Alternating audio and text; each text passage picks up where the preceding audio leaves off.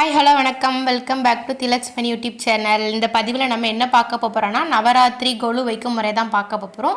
இந்த நவராத்திரி திருவிழா எப்போ தொடங்குது எப்போ முடியுது, கொலு வைக்க வேண்டிய நேரம், அப்புறம் புதிதாக கொலு வைப்பவர்கள் கடைபிடிக்க வேண்டிய சில முக்கியமான விஷயங்கள், அதுக்கப்புறம் பார்த்திங்கன்னா கொலுவை எவ்வாறு பிரிக்க வேண்டும், அதுக்கப்புறம் 2025 நவராத்திரியை வழிபடும் எளிய 4 வழிபாடு முறைகள், அதுக்கப்புறம் பார்த்தீங்கன்னா கொலு எத்தனை படிகளில் வைக்கலாம், எந்தெந்த படிகளில் என்னென்ன பொம்மைகள் வைக்கணும்னு சொல்லி பார்க்க போகிறோம். கடைசியாக பார்த்தீங்கன்னா அகண்ட தீபம் ஏற்றும் சரியான முறை பற்றி தான் நம்ம பார்க்க போகிறோம். அதனால் வீடியோவை யாரும் ஸ்கிப் பண்ணாமல் வீடியோவை கடைசி வரைக்கும் பாருங்கள். அப்போ தான் உங்களுக்கு புரியும். ஸ்கிப் பண்ணி பார்த்தா உங்களுக்கு புரியாது. அது மட்டும் இல்லைங்க, சப்ஸ்கிரைப் பண்ணாதவங்க சப்ஸ்கிரைப் பண்ணிவிட்டு பாருங்கள். நவராத்திரியின் போது நாம் எதற்காக கொலு வைத்து கொண்டாடப்படுகிறோம் இந்த 9 நாட்கள்னு சொல்லிட்டு அதை விவரிக்கிற வகையில் நவராத்திரியின் வரலாறு இதுக்கு முந்தைய பதிவில் நான் கொடுத்துருக்கேன். பார்க்காதவங்க கண்டிப்பாக செக் பண்ணி பார்த்துக்கோங்க. பார்க்கணுன்னு நினைக்கிறவங்க லிங்க் நான் டிஸ்கிரிப்ஷனில் கொடுக்குறேன். வாங்க இப்போ நம்ம வீடியோக்குள்ளே போகலாம். நவராத்திரி எப்போ தொடங்குதுன்னு பார்த்தீங்கன்னா 2025 வருடம் செப்டம்பர் 22ஆம் தேதி, அதாவது திங்கட்கிழமை. தமிழுக்குன்னு பார்த்தீங்கன்னா புரட்டாசி 6 அன்னைக்கு தொடங்கி அக்டோபர் 1 புதன்கிழமை. அதுக்கப்புறம் பார்த்தீங்கன்னா தமிழுக்கு புரட்டாசி 15 அன்னைக்கு சரஸ்வதி பூஜை. அதுக்கு அடுத்த நாள் விஜயதசமி வியாழக்கிழமை அன்று நிறைவடைகிறது. அடுத்து பார்த்தீங்கன்னா நவராத்திரியின் சிறப்புகள் தான் பார்க்க போகிறோம். நவராத்திரிகள் என்றாலே குழந்தைகளுக்கு ஒரு ரொம்பவே ஜாலியாக இருக்கும். அதுக்கப்புறம் பெண்களுக்குமே எப்போண்டா நவராத்திரி வரும்னு சொல்லியிருக்கோம். எதுக்குன்னு பார்த்தீங்கன்னா கொலு வச்சு 9 நாள் சிறப்பு வழிபாடு இருக்கும் அன்னை தேவிக்கு. ஒரு சிலவங்க வீட்டில் கொலு வச்சு வழிபடுவாங்க. அதுக்கப்புறம் பார்த்தீங்கன்னா பெரும்பாலான கோவில்களிலும் கொலு வச்சுருப்பாங்க. இது நம்ம எப்படிலாம் கொண்டாடுறாங்கன்னு சொல்லிட்டு வாங்க நம்ம பார்க்கலாம். நவராத்திரியை நாம் ஒரு 4 வகையில் கொண்டாட முடியும். வாங்க நம்ம அது என்னதுனாலும் பார்க்கலாம். எப்போதும் கொலு வைத்து வழிபடுபவர்கள் வருடந்தோறும் தொடர்ந்து கொலு வைக்கணும், கண்டிப்பாக வைக்கணும். அதுக்கப்புறம் பார்த்திங்கன்னா புதியதாக கொலு வைக்க தொடங்குபவர்கள் இந்த ஆண்டு தொடங்க போகிறேன் என்று சொல்பவர்கள் ஒரு ஆண்டு கொலு வச்சுட்டு அப்படியே விட்டு விடக்கூடாது. தொடர்ந்து வைக்கக்கூடிய மன உறுதி இருந்தால் மட்டுமே கொலு வைத்து இந்த வழிபாட்டை மேற்கொள்ள வேண்டும். 2வது முறைன்னு பார்த்தீங்கன்னா கலசம் மட்டும் வைத்து வழிபடும் முறை. 3வது பார்த்தீங்கன்னா அகண்ட தீபம் ஏற்றி வைத்து வழிபடுவது இன்னொரு முறையாக இருக்குது. அதுக்கப்புறம் 4வது பார்த்தீங்கன்னா இது எதுவுமே என்னால் செய்ய முடியவில்லை என்றால் நம்ம வீட்டில் இருக்கும் அம்பிகை படத்திற்கு சிறப்பு அலங்காரம் செய்து பூஜை செய்து நெய்வேத்தியம் வைத்து பாராயணம் செய்து வழிபடணுங்க. இந்த 9 நாளுமே நவராத்திரி என்று வழிபட்டால் ரொம்பவே சிறப்பு. யாருக்கு என்னென்ன வசதி இருக்கோ அதுக்கு ஏற்றபடி வழிபாடு செய்யலாம். அதை பற்றி ஒன்றுமே பிரச்சனை இல்லை. எப்போவுமே வீட்டில் தீபம் ஏற்றுற மாதிரி அன்னைக்கு நம்ம ஒரு தீபம் ஏற்றிட்டு நம்ம 9 நாளுமே வழிபாடு செய்யலாம். அடுத்து பார்த்தீங்கன்னா கொலுவின் சிறப்பம்சங்கள். யார் வேண்டுமானாலும் கொலு வைக்கலாம். இந்த வருடம் முதலில் கொலு வைக்க ஸ்டார்ட் பண்ணிட்டீங்கன்னா ஒவ்வொரு வருடமும் கண்டிப்பாக நம்ம கொலு வைக்க வேண்டும் என்பதை மனதில் வைத்து கொள்ளுங்கள். அதுக்கப்புறம் பார்த்தீங்கன்னா இந்த வருடம் செய்துவிட்டு அடுத்த வருடம் செய்ய முடியவில்லை என்றால் பொம்மைகளை தூக்கி வைத்து விடக்கூடாது. ஒரு ஆண்டு ஆரம்பித்தால் ஒவ்வொரு ஆண்டும் தவறாமல் செய்து முடிக்க வேண்டும். கொலுவில் குடியேறும் அம்பிகை உலக உயிர்களாக அனைத்திலும் தேவியாக இருக்கின்றாள் என்பதை உலகிற்கு உணர்த்தவே நவராத்திரி நாட்களில் கொலு வைக்கப்படுகிறது. மேலும் வீட்டில் கொலு வைத்து வழிபட்டால் அம்பிகையாக நம் வீட்டில் எழுந்தருளில் நமக்கு ஆசீர்வாதம் செய்வாள் என்பது ஐதீகமாக செயல்பட்டு வருகிறது. அதுக்கப்புறம் பார்த்தீங்கன்னா கொலு என்பது பல படிகளை கொண்ட மேடையில் பலவித பொம்மைகளை நேர்த்தியாக அலங்கரித்து வைப்பதாகும். கொலு பொம்மைகளின் தத்துவம் என்னன்னு பார்த்தீங்கன்னா மனிதனை படிப்படியாக தன்னுடைய ஆன்மீக சிந்தனைகளை வளர்த்து இறுதியாக இறைவனிடம் கலக்க வேண்டும் என்ற தத்துவத்தை உணர்த்துவதாகும். எனவேதான் கொலுவில் படிகள் அமைக்கப்பட்டு அதில் பொம்மைகள் அடுக்கி வைக்கப்பட்டு வழிபாடு செய்யப்படுகிறது. அடுத்து பார்த்தீங்கன்னா கொலு அமைக்கும் சரியான முறை தான் பார்க்க போகிறோம். நம்ம கொலு என்னைக்கு வைக்கலாம்னு சொல்லி தான் நம்ம பார்க்க போகிறோம். வாங்க பார்க்கலாம். சிலருக்கு மகாலய அமாவாசை தினத்தென்றே கொலுவையும் கலசத்தையும் நிறுத்தி வைக்கும் வழக்கம் உண்டு. அந்த வழக்கம் உள்ளவர்கள் காலையில் மகாலய அமாவாசையை முன்னிட்டு பித்ரு தர்ப்பணம் எல்லாம் செய்து முடித்து விட்ட பிறகு கொலுவையும் கலசத்தையும் நிறுத்தி வைத்து கொள்ளலாம். அதுக்கப்புறம் பார்த்தீங்கன்னா சிலர் என்ன பண்ணுவாங்கன்னு பார்த்தீங்கன்னா அடுத்த நாள் பிரதம திதியில் நிறுத்தும் வழக்கம் உண்டு. நீங்கள் உங்கள் வசதிக்கு ஏற்ப மகாலய அமாவாசை அன்றும் வச்சுக்கலாம். இல்லைன்னா அதுக்கு அடுத்த நாள் பிரதம திதி அன்னைக்கும் நீங்கள் கொலு அமைச்சிக்கலாம். கொலு அமைக்க சிறந்த நேரம் என்னன்னு பார்த்தீங்கன்னா பிரம்ம முகூர்த்த நேரம் ஆகும். காலை 4 மணி முதல் காலை 6 மணி வரை நீங்கள் அந்த நேரத்தில் கொலு அமைச்சிக்கலாம். அப்படி இல்லைன்னு பார்த்தீங்கன்னா 22/9 அதாவது செப்டம்பர் 22ஆம் தேதி வந்து பார்த்தீங்கன்னா காலையில் வந்து 9:15 10:15 வந்து நீங்கள் ஆரம்பிச்சுக்கலாம். உங்களுக்கு வந்து அந்த நேரம் பண்ண முடியலன்னு பார்த்தீங்கன்னா மாலை 5 மணிலேருந்து 7:30 மணிக்குள்ளே வந்து நீங்கள் வந்து கொலு பொம்மைகள் எல்லாமே வந்து நீங்கள் வந்து அடுக்கி வைக்கிறதுக்கு வந்து மிக உகந்த சரியான நேரம். அதுக்கு அடுத்து பார்த்திங்கன்னா நம்ம வந்து கொலுவை வந்து ஸ்தாமானம் செய்யும் போது பூஜை அறையில் வந்து கோலம் போடணுங்க. கண்டிப்பாக மாக்கோலம் போடுங்க, அது வந்து ரொம்பவே நல்லது. அதுக்கப்புறம் பார்த்திங்கன்னா மஞ்சளை வந்து நீரில் வந்து கலந்து நம்ம அந்த கொலு வைக்கிற இடத்துல வந்து சுற்றி வந்து தொளிச்சுக்கோங்க. அப்புறம் பார்த்தீங்கன்னா மஞ்சளில் வந்து கண்டிப்பாக பிள்ளையார் பிடித்து வைக்க வேண்டும். நவராத்திரியில் கொலு வைப்பது வந்து ஒரு பண்டிகை போல் கோலாகலமான திருவிழாவாக இருக்கும். நவராத்திரியில் கொலு எப்படி அமைக்க வேண்டும்னு சொல்லிட்டு ஒரு சில வரமுறை இருக்குங்க. கொலு படிகள் வந்து ஒவ்வொரு எண்ணிக்கை படியில் தான் வைக்க முடியும். அது வந்து ஒற்றைப்படை எண்ணின் அடிப்படையில் தான் வைக்க வேண்டும். அதாவது வந்து 3, 5, 7, 9, 11 அப்படி வந்து வச்சுக்கலாம். அது வந்து உங்களுக்கு வசதிக்கு எப்படியோ நீங்கள் அதைப்படி வச்சுக்கலாம். அடுத்து பார்த்திங்கன்னா கொலு அமைக்கிறதுக்கு வந்து படிகள் வேணும். படிகள் இருக்கும்ல, அந்த படிகளில் வந்து என்ன மாதிரியான துணிகள் விரிக்கணும்னு சொல்லி தான் பார்க்க போகிறோம்.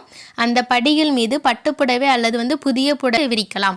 அப்படி இல்லையென்றால் வந்து நீங்கள் வந்து போன வருஷம் கொலு வைக்கும்போது வந்து என்ன துணி பயன்படுத்திங்களோ அதையும் வந்து விரித்து வைத்துக்கிடலாம். விரித்து வைத்த பின்பு தான் பொம்மைகளை அடுக்க வேண்டும். படிகளை கிழக்கு அல்லது வடக்கு பக்கம் திருப்பி தான் வைக்கணும். அந்த 2 திசையும் வந்து உங்கள் வீட்டில் வந்து திருப்பி எனக்கு வைக்க முடியல, அப்படி வச்சா வந்து சுவரை பார்த்து தான் இருக்குதுன்னு சொல்கிறாங்க. வந்து நீங்கள் கவலைப்படாதீங்க. அந்த கொலு பொம்மையில் வந்து ஒன்று ரெண்டு பொம்மை எடுத்து கிழக்கு இல்லைன்னா வடக்கு பக்கம் திருப்பி வந்து வச்சுக்கிடுங்க. வேறு வழி இல்லைல்ல, அதனால் வந்து யாரும் வந்து மனக்குழப்பம் அடைய வேண்டாம். இதில் வந்து ஒரு பிரச்சனையும் இல்லைங்க. நீங்கள் அதைப்படி வைத்து வந்து கொலு பூஜையை வந்து தொடங்குறதுக்கு நீங்கள் ஸ்டார்ட் பண்ணலாம். அடுத்து பார்த்தீங்கன்னா கொலு படிகளில் பொம்மைகள் அமைக்கும் சரியான முறைகள் தான் பார்க்க போகிறோம். வாங்க பார்க்கலாம். எல்லாரும் வீடியோவை ஸ்கிப் பண்ணாமல் வீடியோ கடைசி வரைக்கும் பாருங்கள். அப்போ தான் உங்களுக்கு வந்து உங்களுக்கு புரியும். நீங்கள் ஸ்கிப் பண்ணி பார்த்தீங்கன்னா நான் சொல்கிறது வந்து உங்களுக்கு எதுவுமே புரியாது. அதனால் எல்லாரும் வீடியோ ஸ்கிப் பண்ணாமல் பாருங்கள். முதல் படியில் என்னென்ன பொம்மைகள் வைக்கணும்னு பார்த்தீங்கன்னா ஓரறிவு உயிரினம், அதாவது வந்து புல், மரம், செடி, கொடி போன்ற பொம்மைகள் வந்து வைக்க வேண்டும். 2ஆம் படியில் என்ன வைக்கணும்னு பார்த்தீங்கன்னா ஈரறிவு உள்ள உயிரினங்கள் வைக்க வேண்டும். நத்தை, சங்கு போன்ற பொம்மைகள் வைக்க வேண்டும். 3ஆம் படியில் என்ன வைக்கணும்னு பார்த்தீங்கன்னா 3 அறிவு உள்ள உயிரினங்கள், எறும்பு, கரையான் போன்ற பொம்மைகள் வந்து வைக்க வேண்டும். 4ஆம் படியில் என்ன வைக்கணும்னு சொல்லி பார்த்தீங்கன்னா நண்டு, வண்டு இங்கிற 2மே வந்து 4 அறிவு உள்ள உயிரினங்கள். அதனால் வந்து அது சம்மந்தப்பட்ட பொம்மைகள் வந்து 4ஆம் படியில் வைக்க வேண்டும். 5ஆம் படியில் என்ன பொம்மைன்னு வைக்கணும்னு பார்த்தீங்கன்னா 5 அறிவு உள்ள உயிரினங்கள், அதாவது வந்து பறவைகள், விலங்குகள், அதில் ஆடு, மாடு, சிங்கம், புலி எந்த பொம்மைகள் வேணாலும் நம்ம வந்து 5ஆம் படியில் வைத்துக்கொள்ளலாம். 6வது படியில் வந்து என்ன பொம்மை வைக்கணும்னு பார்த்தீங்கன்னா 6 அறிவு உள்ள உயிரினங்கள், அதாவது வந்து மரப்பாச்சி பொம்மைகள், மனித பொம்மைகள், மனிதன் சம்மந்தப்பட்ட பொம்மைகள் வந்து எது வேணாலும் வந்து நம்ம வந்து 6வது படியில் வைத்துக்கொள்ளலாம். அடுத்து பார்த்திங்கன்னா 7வது படியில் வந்து என்ன வைக்கணும்னு பார்த்தீங்கன்னா மகா பெரியவர்கள், ரிஷிகள், முனிவர்கள், சித்தர்கள் போன்ற பொம்மைகள் வந்து வைக்கலாம். 8ஆம் படியில் என்ன வைக்கலான்னு பார்த்தீங்கன்னா இறைவனின் அவதாரங்களாகிய அஷ்டலட்சுமிகளுக்குரிய பொம்மைகள் வந்து அதில் வைக்கலாம். 9ஆம் படியில் என்ன பொம்மைகள் வைக்கலான்னு பார்த்தீங்கன்னா முப்பெரும் தேவி ஆகிய பார்வதி, சரஸ்வதி, லட்சுமி தேவி ஆகிய பொம்மைகளை வந்து பூரண கலசம் மற்றும் கும்பத்தையும் இதோடு சேர்த்து வைக்கலாம். அதுக்கப்புறம் பார்த்தீங்கன்னா பிள்ளையாரும் வைக்க வேண்டும். கொலு பொம்மைகளை கடைசி படியான மேல் படியிலிருந்து வைக்க ஆரம்பிக்க வேண்டும். அம்பிகையை மனதார வேண்டிக் கொண்டு நாங்கள் செய்யும் இந்த நவராத்திரி பூஜையில் எழுந்தருளி நல்லபடியாக எங்களுக்கு வந்து பரிபூரண ஆசி வழங்க வேண்டும் என்று அடுத்து வரும் வருடங்களில் தொடர்ந்து நாங்கள் நல்லபடியாக கொலு வைத்து வழிபட வேண்டும் என்றும் அம்பிகையை வேண்டிக் கொண்டு முதலில் வந்து பிள்ளையாரை எடுத்து மேற்படியில் வைக்க வேண்டும். சிலருக்கு ஒவ்வொரு வருடத்திலும் ஒரு சிறிய கொலு பொம்மை வாங்க வேண்டுங்கிற ஆசை இருக்கும், வழக்கமும் இருக்கும், வச்சுருப்பாங்க. அங்கே வந்து கண்டிப்பாக வந்து நீங்கள் வந்து பொம்மை வாங்கி நீங்கள் அதை வந்து வைத்து கொள்ளலாம். ஒரு சில வீட்டில் வந்து 5 படிகள் தான் வைக்கிற மாதிரி வச்சுருப்பாங்க. நம்ம வந்து எப்படி வேணாலும் வச்சுக்கலாம், எத்தனை படி வைக்கிறோமோ அதுக்கு ஏற்ற மாதிரி வச்சுக்கலாம். எத்தனை படி நீங்கள் வைத்தாலும் மேல் படியில் கடவுளின் சிலை தான் வைக்க வேண்டும். பெரும்பாலும் பிரம்மா, விஷ்ணு, சிவன், பார்வதி சிலைகள் வைக்க வேண்டும். ஒரு சில பேர் என்ன பண்ணுவாங்கன்னா விதவிதமாக கடவுள் பொம்மைகள் மட்டுமே வைப்பார்கள். விலங்குகள், பறவைகள், மனித நடமாடும் போன்ற பொம்மைகள் வந்து அந்த கொலு படி வச்சுருப்பாங்கள அதுக்கு கீழே வந்து புல்வெளி வளர்ப்பாங்க. அப்படி இல்லைன்னா வந்து மணல் போட்டு அதில் வந்து அழகாக அலங்கரிக்கும் வழக்கமும் வந்து ஒரு சிலவர்களுக்கு உண்டு. அடுத்து பார்த்திங்கன்னா அகண்ட தீபம் ஏற்றும் முறை தான் நம்ம பார்க்க போகிறோம். தீப வழிபாட்டில் முதன்மையாக சொல்லப்பட்டிருக்கும் சக்தி வாய்ந்தது இந்த அகண்ட தீப வழிபாடாகும். இந்த தீபத்தினை நந்தா தீபம், ஜோதி தீபம், அணையா தீபம் என்று கூட இதை சொல்லுவார்கள். சிலர் இந்த அகண்ட தீபத்தை கொலு தொடங்கும் 9 நாட்கள் தங்கள் வீட்டில் அணையா தீபமாக ஏற்றி வழிபாடு செய்வது வழக்கம். இந்த தீபத்தை ஏற்றுவதற்கு கொஞ்சம் பெரிய விளக்கு வச்சுக்கிட்டா நல்லாயிருக்கும். ஏன்னா 9 நாளும் 24 மணி நேரமும் அணையாமல் எரிஞ்சிட்டே இருக்கணும்ல. கொஞ்சம் எண்ணெயும் கொஞ்சம் அளவுக்கு அதிகமாக கொஞ்சம் பிடிக்கிற மாதிரி கொஞ்சம் பெரிய விளக்கு வச்சுக்கிட்டா நல்லாயிருக்கும். அதுக்கப்புறம் பார்த்திங்கன்னா இந்த அகண்ட தீபம் ஏற்றுறதுக்கு நெய் இல்லைன்னா நல்லெண்ணெய் ஊற்றி இந்த தீபத்தை ஏற்றலாம். அது ரொம்பவே நல்லது. அதுக்கப்புறம் என்ன திரி போடலான்னு பார்த்திங்கன்னா பஞ்சு திரி இல்லைன்னா நூல் திரி போட்டு தீபம் ஏற்றுவது ரொம்பவே நல்லது. இப்போ பார்த்திங்கன்னா முதல்ல உங்கள் வீட்டில் இந்த அணையா விளக்கு ஏற்றுறீங்கன்னு சொல்லி பார்த்தீங்கன்னா எப்போ ஏற்றலான்னு சொல்லி பார்த்தீங்கன்னா பிரம்ம முகூர்த்தத்தில் ஏற்றுறது ரொம்பவே நல்லது. அதுக்கப்புறம் விளக்கு எல்லாமே தீபம் ஏற்றுவதற்கு எல்லா ஏற்பாடு செய்து முடித்த பின்பு உங்கள் வேண்டுதல்களை இறைவனிடம் மனதார வேண்டிக் கொள்ளுங்கள். அதுக்கப்புறம் பார்த்தீங்கன்னா இந்த அணையா விளக்கு எரிகிற இடத்துல அந்த வீட்டுக்கு என்னது கெட்ட சக்தி அண்டை விடவே விடாது. தீபத்தை அணையாமல் பார்த்து கொள்ள வேண்டும். சிறிய திரியில் இந்த தீபம் எரிய வைத்தாலே போதுமானது. அப்படி எதிர்பாராத சூழ்நிலையில் தீபம் குளிர்ந்து விட்டால் தவறு எதுவுமில்லை, யாரும் பயப்படாதீங்க.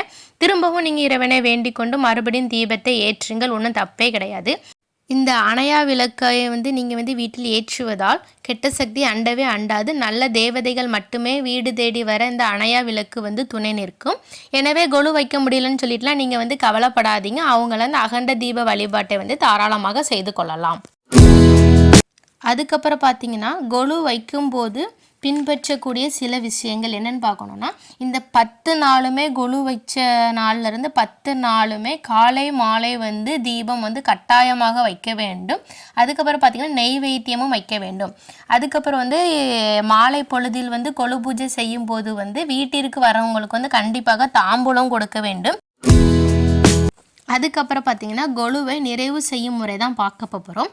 கொலுவை தொடங்கியது போன்றே கொலுவை நிறைவு செய்வது என்பது முக்கியமான ஒன்றாகும். கொலு பொம்மைகளை சிறிது சிறிதாக நகர்த்தி பத்திரமாக எடுத்து வைக்கலாம். அன்று ஏதாவது வேலை இருந்தால் மறுநாள் வெள்ளிக்கிழமை எடுக்கக்கூடாது. பொம்மைகளை சிறிது நகர்த்தி விட்டு எடுத்து வைக்கவும்.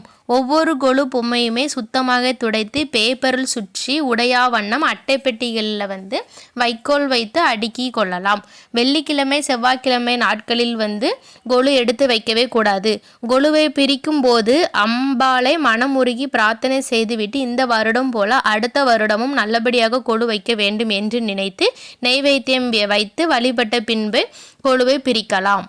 ஓகே ஃப்ரெண்ட்ஸ், எல்லோரும் வீடியோவை ஸ்கிப் பண்ணாமல் கடைசி வரைக்கும் பார்த்துருப்பீங்கன்னு நினைக்கிறேன். கண்டிப்பாக ஒரு லைக் பண்ணிடுங்க. இந்த பதிவில் தெளிவாக எல்லாருக்கும் புரிகிற மாதிரி கொலு எப்படி வைக்கணும், எந்த நேரத்தில் வைக்கணும், அதுக்கப்புறம் பார்த்திங்கன்னா படிகளில் என்னென்ன பொம்மைகள் வைக்கணும்னு சொல்லி ரொம்ப தெளிவாக பார்த்தோம். உங்கள் எல்லாத்துக்கும் இந்த வீடியோ பிடிச்சிருக்கும்னு நினைக்கிறேன். இதுபோல் தொடர்ந்து வீடியோஸ் பார்க்கணுன்னா நம்மளுடைய திலக்ஸ்மணி யூடியூப் சேனலை கண்டிப்பாக சப்ஸ்கிரைப் பண்ணுங்கள். தேங்க்யூ ஃபார் யுவர் வாட்சிங். இனி அடுத்த பதிவில் பார்க்கலாம். நன்றி, வணக்கம்.